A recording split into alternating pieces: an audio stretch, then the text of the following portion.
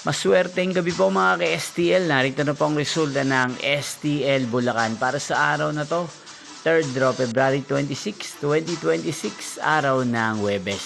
Naway ang mga natayaan nyo pong mga numero kanina ay manalo nawa ngayong gabing ito, 8 PM. Kaya't kunin nyo na po ang inyong mga ticket. Narito na po ang resulta.